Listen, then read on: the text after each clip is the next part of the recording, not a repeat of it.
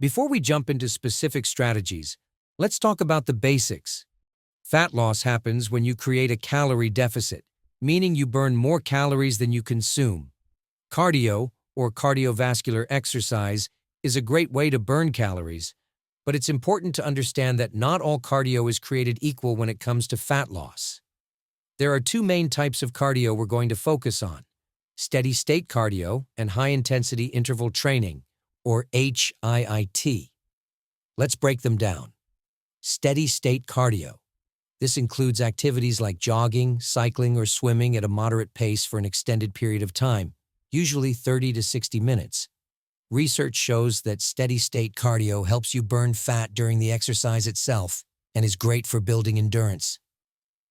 HIIT, high-intensity interval training. This involves short bursts of intense activity followed by a brief period of rest. Studies show that HIIT can burn fat more effectively in a shorter time because it increases your metabolism and continues to burn calories even after you finish exercising. This is known as the afterburn effect, or EPOC, excess post-exercise oxygen consumption. So, which one is better for fat loss? The truth is, both steady-state cardio and HIIT can be effective, but it depends on your goals, preferences, and fitness level. Steady-state. If you're new to exercise or have joint concerns, steady-state cardio might be a good place to start because it's lower impact. Plus, it's a great way to build a solid aerobic foundation. HIIT. If you're short on time and want a more efficient fat-burning workout, HIIT can be a game-changer. Research has shown that you can burn a significant amount of calories in just 20 to 30 minutes of HIIT, and it's proven to help with fat loss, especially visceral fat, the fat that surrounds your organs. Now let's talk about how often you should be doing cardio.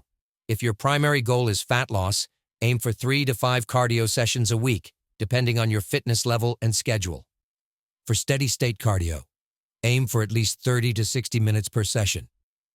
For HIIT, start with 2 to 3 sessions per week, keeping each workout between 20 to 30 minutes. More than that can lead to burnout or injury if you're not careful. Now, while cardio is a powerful tool for burning fat, diet plays a crucial role too. You can't out-exercise a poor diet. To burn fat effectively, you need to create a slight calorie deficit through both diet and exercise. Focus on a balanced diet with plenty of protein, healthy fats, and complex carbs, and be mindful of portion sizes. Here are some tips to make sure you're getting the most out of your cardio sessions for fat loss. Vary your routine.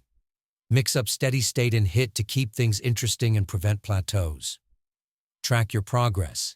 Keep an eye on how much you're improving, whether that's in time, intensity, or endurance. Tracking can help you stay motivated. Incorporate strength training. Pairing cardio with strength training will help you build lean muscle, which in turn helps you burn more calories, even at rest. Focus on consistency. Fat loss doesn't happen overnight.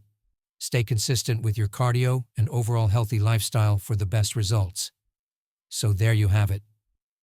To burn fat effectively with cardio, you want to choose the right type of cardio for your fitness level, make it consistent, and pair it with a balanced diet.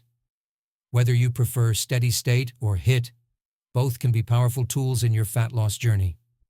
If you found this video helpful, be sure to hit that like button, subscribe, and let me know in the comments which type of cardio you prefer for fat loss.